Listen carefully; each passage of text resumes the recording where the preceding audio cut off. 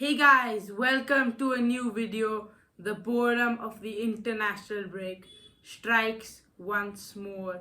But luckily, this is the last time we're gonna have international football till March 2025. So after this, we're gonna have full into the Premier League until the winter break. And for this international break, in this video, we're gonna entertain you by building a combined Premier League best 11 so far. Yes, I think 11 games are good of a sample size Yeah. to find out which players are doing good and which teams are doing good and how do we make our best 11 players for the season up till now. Yeah, let's begin with the goalkeeper position. I'm just gonna tell you the who I kind of thought would be a good nomination, and then we're gonna debate between ourselves which is the top option. So goalkeeper positions, the top keepers so far have been David Raya, not maintained the standards of last season but decent. Emi Martinez, he's always amazing. Also saved a penalty against Fulham. Mark Flecken holds the record for the most saves so far in the season. Quaneem Kelleher, Alisson's brilliant deputy. Andre Onana already got an assist and a couple of penalty saves to his name. And Matt Sells, part of Nottingham Forest surprise package team. Yeah, for me, there is no really standout goalkeeper this season up till this time. But for me, the way Keller has deputized Alisson and the way he is doing the goalkeeper, and even with the best goalkeeper in the world, Liverpool is not missing him. That's some amazing feat for Keller. That's how it always is whenever Alisson's injured. But I think we need to put some respect on Andre Onana, because I feel he's received a lot of criticism over these last 2 years ever since Ten Hag bought him. And now he's actually really shining. The guy we saw at Ajax, the one we saw at Inter Milan. He's made already 2 penalty saves. He has the most clean sheets in the season so far. I think he deserves a bit more respect. Yeah, I don't know if you can say that, and it's all true, but then Manchester United are not even in the top half of the Premier League. It's not his fault. That's okay, but then those things come into picture. And Keller, the seamless transition, top of the league, and he is helping them in the absence of the best goalkeeper in the world. And everyone is saying he's the best second choice goalkeeper in the world. Probably he could be is the first choice goalkeeper of any team. So I must say Keller will be my goalkeeper. Okay, I'll agree with you on that one. But I still think Onana could have gotten it. Now moving on to right back, I found a few decent nominations. James Justin of Leicester City, Trent Alexander-Arnold, Nosir Mazraoui and Ola Aina. For me, it is a competition between Trent Alexander-Arnold and Aina. Yeah. Aina is playing some of the very good football. Brilliant. Seeing his goal in that 3-0 victory over West Ham, it just summed up the level he's playing at right now. He was a decent player back in his days at Fulham, but at Nottingham Forest, he just transformed into a different animal. Brilliant sprint speed, good ball control, decent passing, and that shot he unleashed against West Ham. Oof. Yes. He is the whole package right now, and I don't think it's a debate. Mazraoui's been decent, Justin's gotten a few okay goals, and Trent's passing is always there.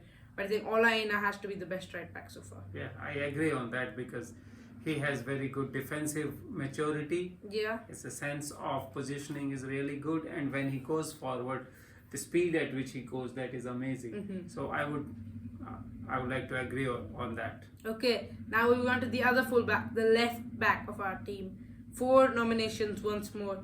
Hungarian left back Milos Kerkez got 2 assists against Manchester City. American left back Anthony Robinson of Fulham. Josko Gvardiol already got a few goals to his name after his brilliant streak at the end of last season, and Lewis Hall getting his debut pick for Lee Carsley's England squad. Yeah, for me at the left back position, there are a lot of good options. I think the top one's probably going to be Josko Gvardiol. He has been immense. He's probably been City's best defender this season. Yeah, he's City's best player by far.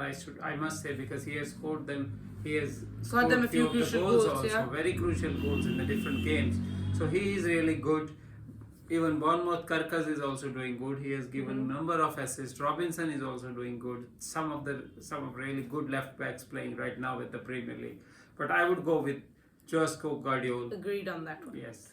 Now, centre back, we've got 2 picks here, 8 nominations. Gabriel Magalhaes of Arsenal, Ethan Pinnock of Brentford, Junior Paul van Hecker of Brighton, Virgil van Dijk of Liverpool, Murillo of Nottingham Forest, Tim Howard-Bellis of Southampton, Mickey van de Ven of Tottenham, and Mario Lemina of Wolves. Anyone? I think one player we've got who has to be in this team, Virgil van Dijk, no debate. Yeah, Virgil van Dijk, and I must say, for the second central defender, there should be a fight between Gabriel and Murillo, the way they are playing. Yeah, but who would you rather edge up? Murillo. I would go with has been- Gabriel because of but his aerial prowess, aerial yeah. threats in the both aerial threat in the attacking sense, because he can make your set pieces really count. And So I would defensively go as for well. Virgil van Dijk and Gabriel. Yeah. Now moving on to just want to give a quick mention to Murillo because I feel he's been a bit underrated this season, and now Nottingham Forest have put a 40 million price tag on him. Real Madrid are coming up for him, but yeah, Murillo unfortunate not to make the team. Moving on to our midfield, we've got 2 central midfielder picks and an attacking midfielder. Let's begin with the central midfielders. Who will play in the double pivot? We've got Morgan Rogers, Amadou Onana, Moises Caicedo, Ryan Gravenberch, Mateo Kovacic, Bruno Guimaraes, Elliot Anderson, and Pape Matar Sarr. Okay, it's a difficult one. Yeah, a lot of options Yeah, here. a lot of options. But then I must say, if you go based on the form of the players right now after 11 games, I would choose Ryan Gravenberch and Rogers. Rogers, yeah. Because Rogers is playing some amazing football and he's running a lot and he's scoring few goals, and then his presence is so big in that midfield of Aston Villa that he's making a lot of what you say, that lot of a good name for himself. And it's Gravenberch. Nobody at the beginning of the season We thinking thought there was a Gravenberch mistake will be- made by Slot will, not buying will it be here. even in the 11. So they were thinking that Liverpool not buying a central defensive midfielder is a kind of mistake they are doing for the season, and season that will backfire. But then the way Gravenberch is playing for the first 11 Premier League games and then some of the Champions League games and all that, it is amazing to see that player with that confidence, and his ball carrying abilities, his passing, and his ability to break the attacks at the point where the defensive line is not bothered that much is amazing. He is total workhorse, and I would go for Gravenberch and Rogers. Yeah. You talking about Aston Villa midfield. Do you think Amadou Onana? He's got good. a few goals also this season. Yeah, he's good. He's good, but if I am selecting Gravenberch, then I cannot select Onana because they are playing at the same position. Yeah, okay. Moving on to our attacking midfielder, the number 10 in this team.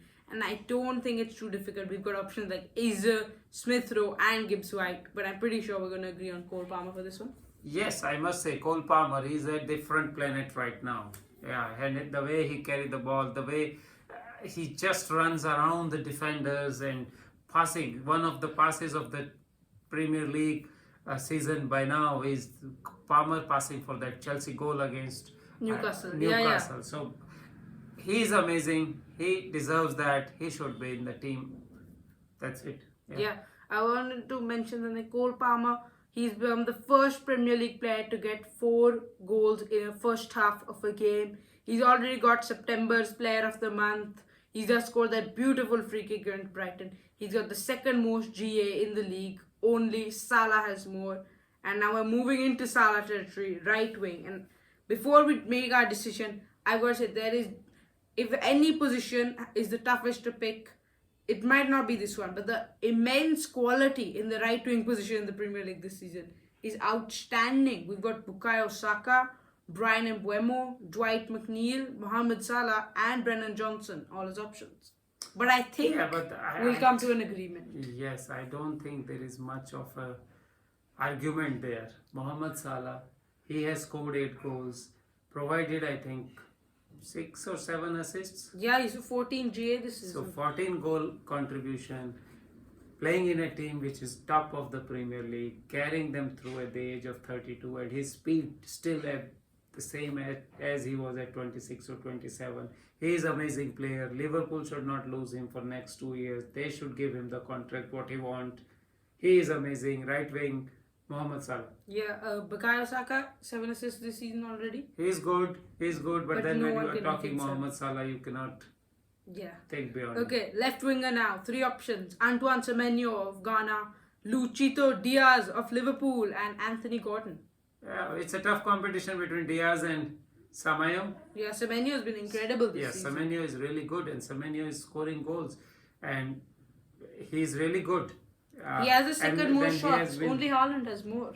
Yeah, and he and has he's been playing as a linked winger. with some of the top teams Arsenal, in the Premier yeah. League as well as outside the Premier League. So I must say, left wing goes to Semenyo. Yeah, even though Luis Diaz puts up a tough fight. Yes, I Luis think Diaz is playing some of the best football of his life. A bit overshadowed, I think, by Salah's brilliant numbers this season. Yeah, I must say that. Yes. Okay, striker, and I could not decide who to nominate because even after picking 9 options, I still regret some of my decisions because there's still more players who I could have fit in here. But narrowing it down to 9, Johan Wissa, Joao Pedro, Nicholas Jackson, Raul Jimenez, Erling Haaland, Liam Delap, Alexander Isak, Chris Wood, and Matthias Cunha. Now, based on numbers, I think it's Haaland, but I would choose Chris Wood actually in this one. Yes, yeah. If I have to choose one of them, I will go for Haaland because Haaland is a constant threat. But he slowed down His after the power. first 2 game weeks. Yeah, I agree, but still to score 12 goals in first 11 games of Premier League is something.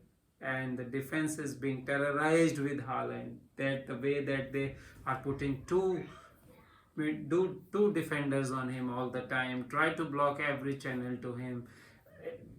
That is some player. Chris Wood doing good, but most of his prowess are in air, getting crosses, heading them down, getting ball in the central areas and then scoring. But then Erling Haaland is Erling Haaland. When you have him around and the way he's scoring since last 2-3 years, you don't choose anyone else. Yeah. And I'm not going to choose anybody else. It's Erling Haaland for me. I think it's a bit unfair. We can't mention anyone. Like Nicholas Jackson, he's already got 6 goals this season. Raul Jimenez, the consistency has found himself for the first time since that horrific head injury in 2020. Liam Delap, surprise striker of the season probably. Yeah, I must say there are many of them playing really good football. Nicholas Jackson is also very good. Visa is also very good. Yeah. But then they are not in the league of Haaland. They're not in the league of So Haaland. Haaland for me is the top striker, and he should be in the Premier League team of the season till now. Okay, manager now. I'm not gonna choose like based on position. I'm just going on playing style, how I felt they've coped, and if they've been against it. So Fabian Hürzeler, Enzo Maresca, Arne Slot, Nuno Espirito Santos. For the first 11 games, all these 4 names are doing really good. And actually, Nobody expected them to be where they are. none of these 4 were at their current jobs in March. Yes. So all of them, they've just had barely 6 months. Nuno coming in April, and then in the summer, Brighton bringing Hürzeler. Yeah, I Chelsea, must say, Maresca, if I have to select one of them, I would go with Arne Arne Slot. Slot. Yeah. Because don't get me, I'm not biased here for Liverpool, but the way he had to, the expectations were really high because once Jurgen Klopp left, everybody was thinking like the team will go everywhere. So, but he just had those heavy expectations from him, the fans, the club, the players, and he just has Delivered. shown that he can deliver. And the way he has set up his team for first 11 games, the way he is showing the maturity while making the decisions in game, his substitutions, his game awareness, his awareness for the defensive solidity. his is halftime all- team talks because the second Yes. half Liverpool So always come it's out all, top. I think, coming together for Liverpool. Hürzeler is doing good job, no doubt. Nuno is doing good job, but there were no expectations there, so Yeah. they had no pressure. All they are doing is always positive. So there is no pressure. Maresca, nobody expected. Again, there was no pressure to start with the bang, but then Maresca did a good job. But for me, if you select one person, that's Arne Slot for me. 100% Yes. agree with you on that one. Thank you guys for watching this video. If you do want to see more Premier League content, smash that like button and subscribe. Thank you for watching.